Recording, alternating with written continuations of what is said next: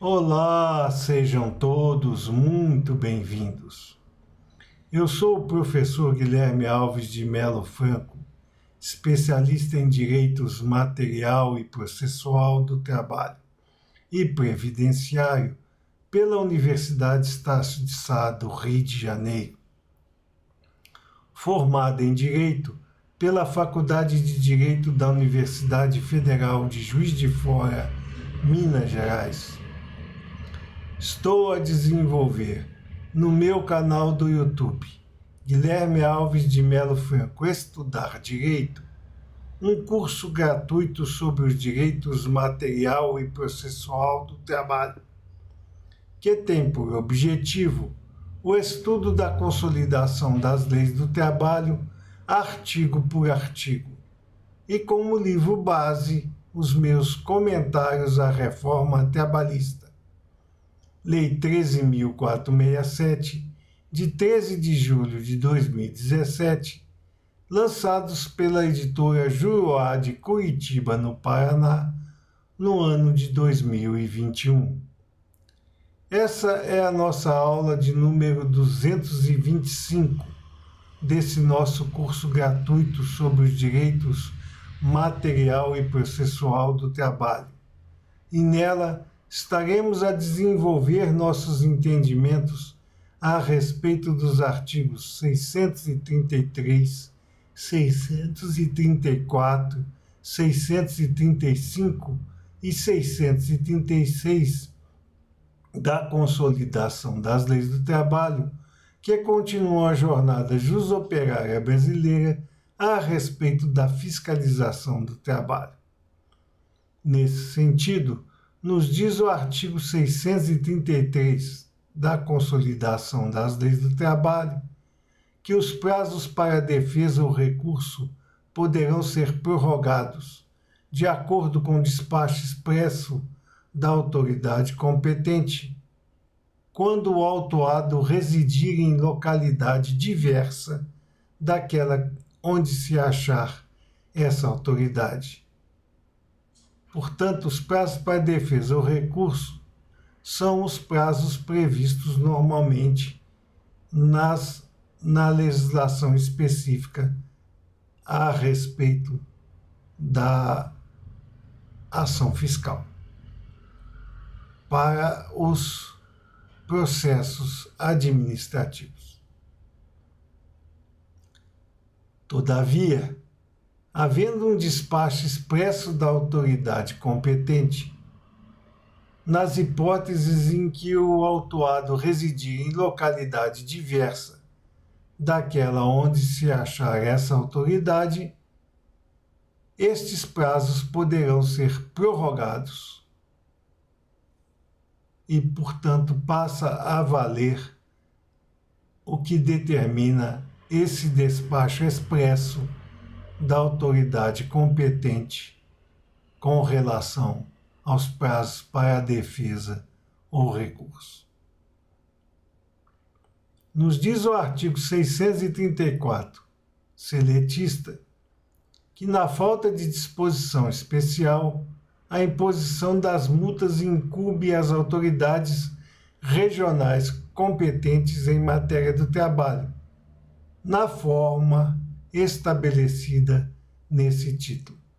Portanto, não havendo uma disposição especial que transmita essa capacidade a outro organismo ou a outra autoridade,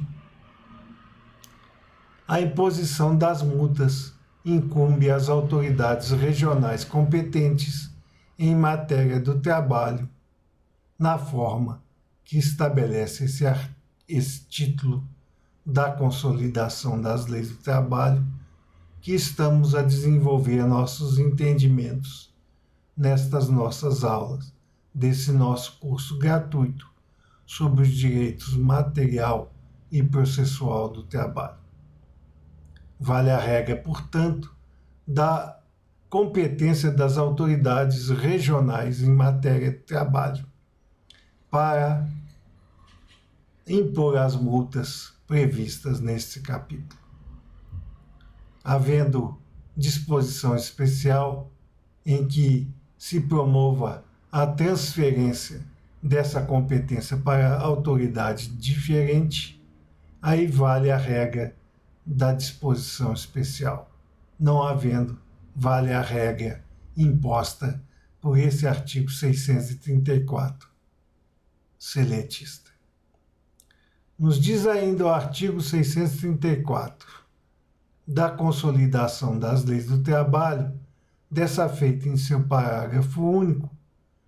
que a aplicação da multa não eximirá o infrator da responsabilidade em que incorrer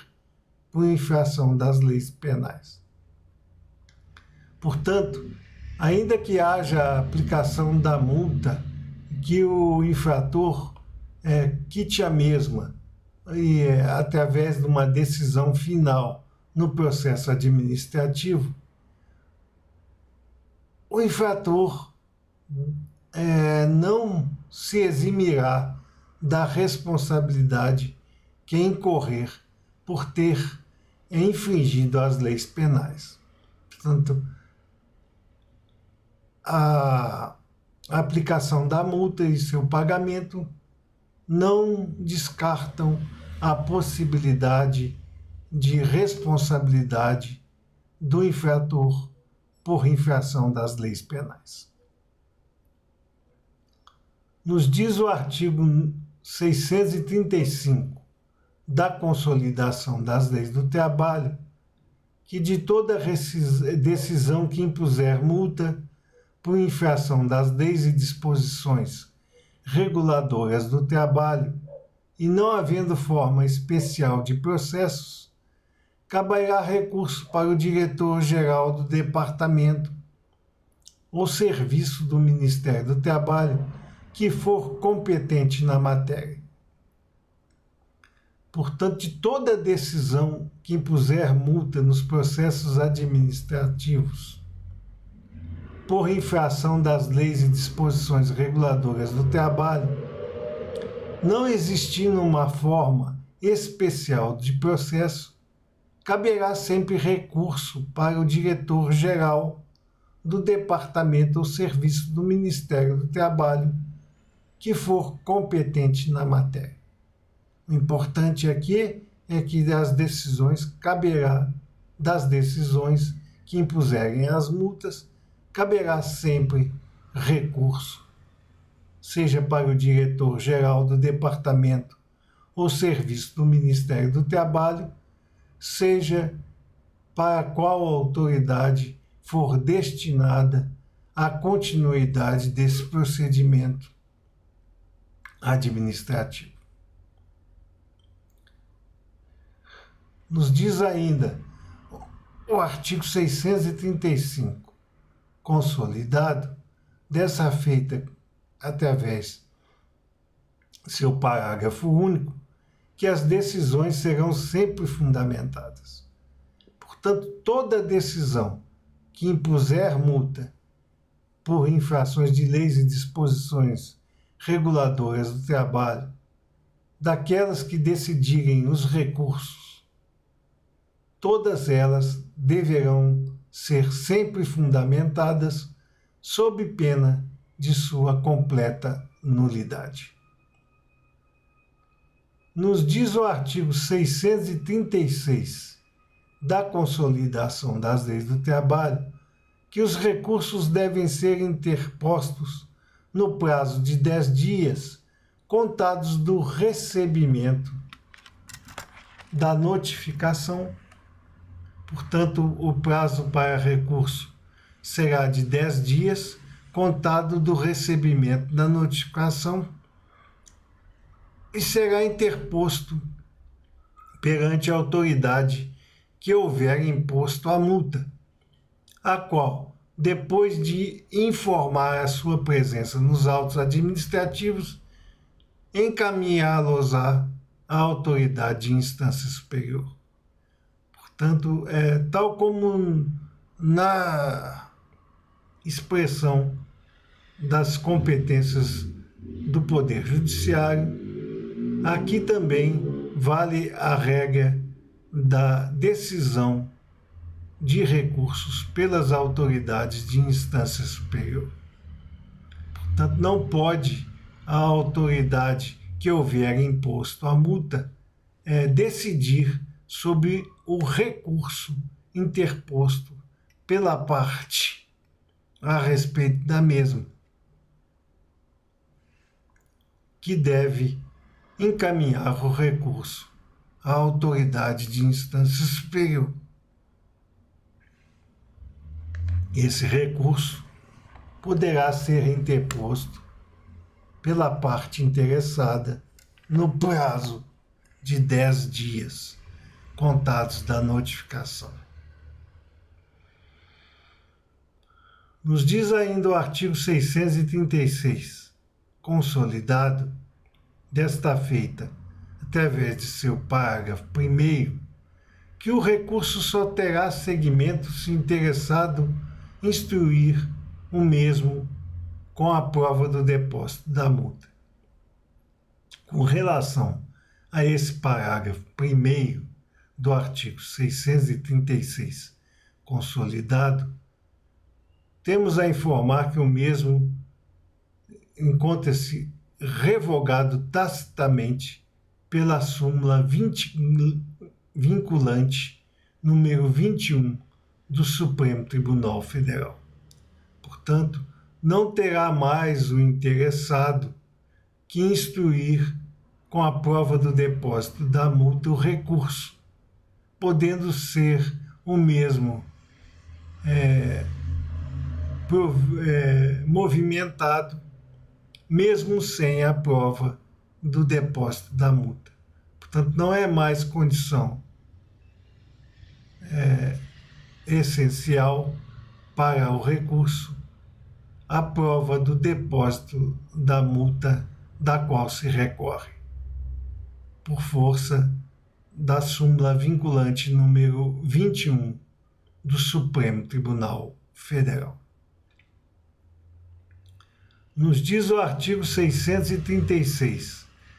da Consolidação das Leis do Trabalho, desta feita, por seu parágrafo 2º, que a notificação somente será realizada por meio de edital publicado no órgão oficial quando o infrator estiver em lugar incerto e não sabido. Aqui permanece a mesma regra com relativa de um modo processual geral, de que o infrator que estiver em lugar incerto e não sabido, será realizada a sua notificação por meio de edital. Somente nessa hipótese, sendo passível de localização o infrator, não cabe a sua notificação por meio de edital. Nos diz o artigo 636, parágrafo 3º da Consolidação das Leis do Trabalho, que a notificação de que trata esse artigo fixará igualmente o prazo de 10 dias para que o infrator recolha o valor da multa sob pena de cobrança executiva. A par daquela situação do parágrafo 1º, que foi revogado tacitamente pela súmula vinculante número 21 do Supremo Tribunal Federal, que já não mais autoriza o seguimento do recurso somente se o interessado instruir o mesmo com a prova do depósito da multa. No caso do parágrafo 3º do artigo 633 consolidado, a situação é diversa porque não diz respeito ao recurso propriamente dito ou à interposição do mesmo, mas sim uma notificação que fixará o prazo de 10 dias para que o infrator recolha o valor da multa sob pena de haver a cobrança executiva da mesma.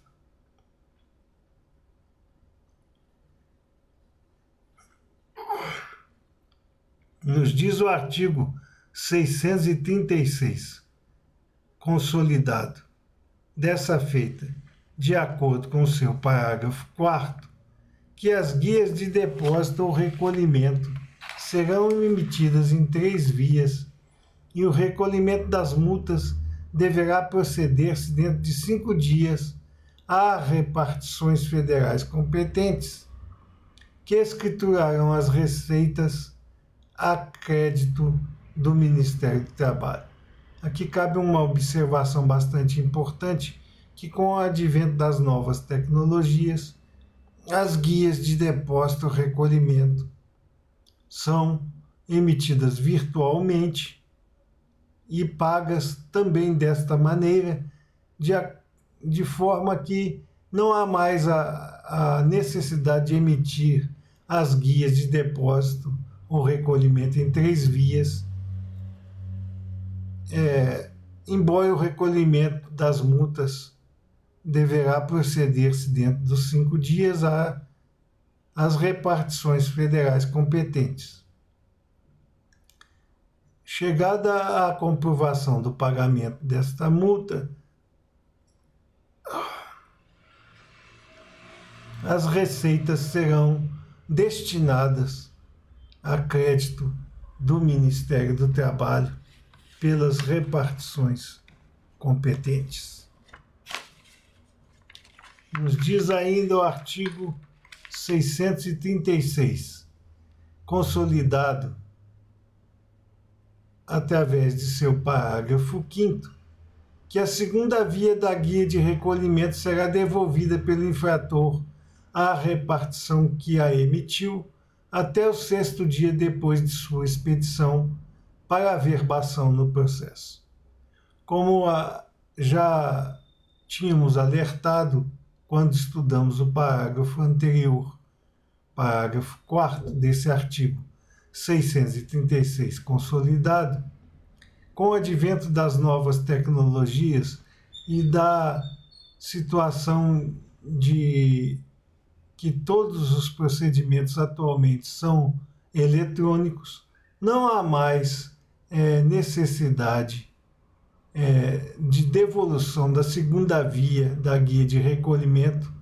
pelo infrator à repartição que a emitiu, porque esta será automaticamente encaminhada à mesma pelos sistemas telemáticos existentes e poderá ser automaticamente também averbada no processo, sem que haja necessidade do cumprimento do disposto desse parágrafo 5º do artigo 636 consolidado, porque esse perdeu com as novas tecnologias e fórmulas de pagamento o seu objetivo, já que se enquadrava em situações anteriores à modernização de todos os sistemas que nós temos presenciado ao longo dos tempos. Nos diz o artigo 636 da Consolidação das Leis do Trabalho, desta feita por seu parágrafo 6º, que a multa será reduzida em 50% se o infrator, renunciando ao recurso, a recolher ao Tesouro Nacional dentro do prazo de 10 dias, contados do recebimento da notificação ou da publicação do edital. Aqui nós temos uma redução da multa aplicada se o infrator,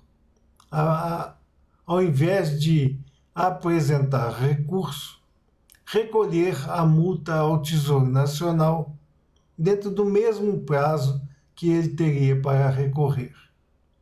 sempre contado do recebimento da notificação ou mesmo da publicação do edital. Então, haverá uma redução em 50% da multa se o infrator, ao invés de recorrer, a recolher ao Tesouro Nacional dentro do prazo estabelecido para o recurso.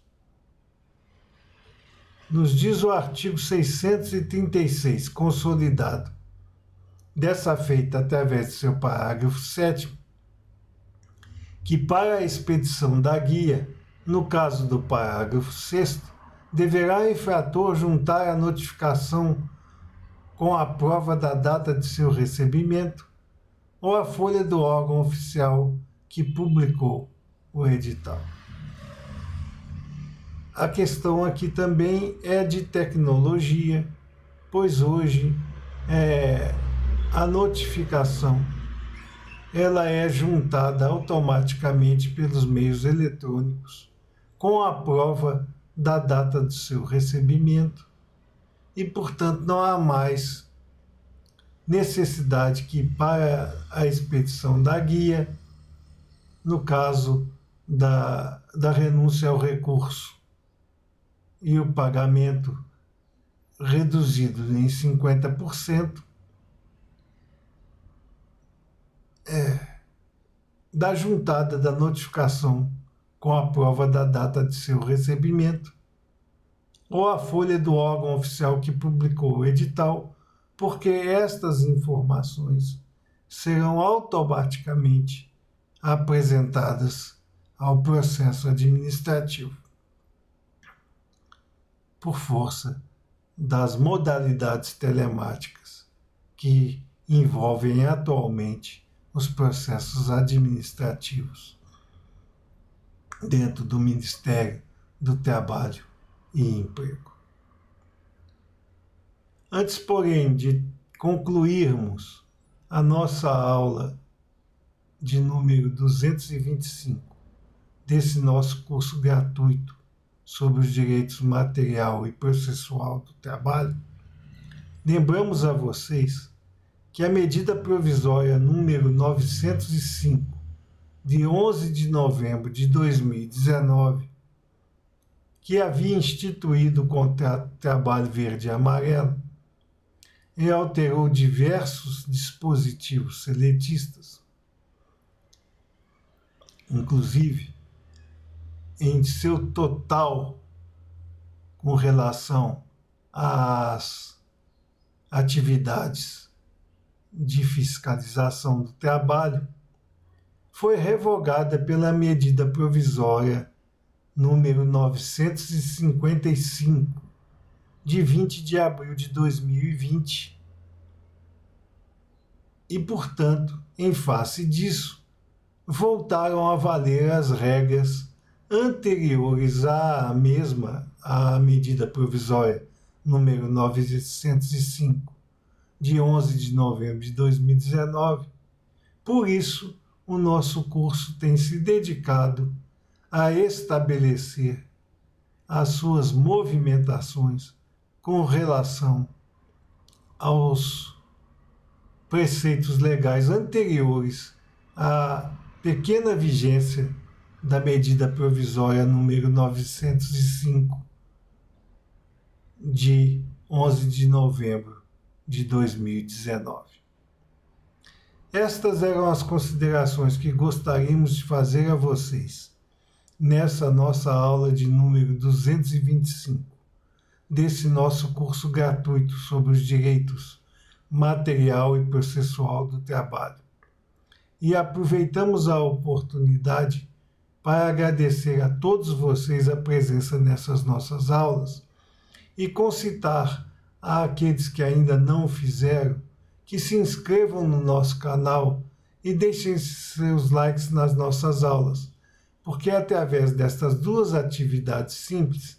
que vocês estarão a nos auxiliar no sentido de manter íntegro esse nosso curso gratuito sobre os direitos material e processual do trabalho